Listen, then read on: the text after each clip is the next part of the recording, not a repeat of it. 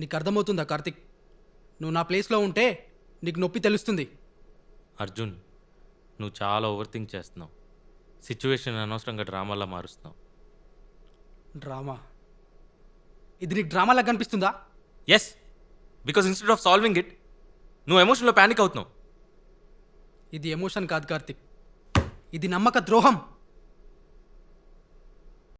నీ పర్స్పెక్టివ్ నుంచి నీకు అలానే కనిపిస్తుంది, కానీ నా సైడ్ నుంచి అవి డిఫరెంట్గా చూస్తున్నాను నేను. డిఫరెంట్? నువ్వు నన్ను టర్మినేట్ చేసావు. It's that simple. టర్మినేటా? అర్జున్, నేను డెసిషన్ తీసుకున్నా, అందరూ తీసుకుంటారు, నువ్వే దాన్ని పర్సనల్గా తీసుకుంటున్నావు. ఎలా పర్సనల్గా తీసుకోకుండా ఉండాలి? నేను నిన్ను నమ్మినా. I thought whatever happens we would stick together అని. అర్జున్, ఇదేమీ క్లాస్ రూమ్ కాదు, ఒక సిలబస్ ఉండటానికి. అంతా ఒకే రకంగా అవుతుందని ఎక్స్పెక్ట్ చేయకు నువ్వు. గ్రేట్, ఫిలాసఫీ క్లాస్ స్టార్ట్ చేసావు. సూపర్.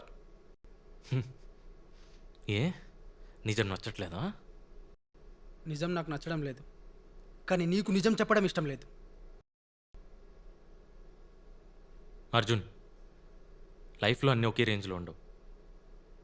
సిచ్యువేషన్కి తగినట్టు మారడం అలవాటు చేసుకోను. అండ్ నువ్వు నీ ఛాయిస్తో పాటు నీ మంచి వదిలేసావు కార్తిక్.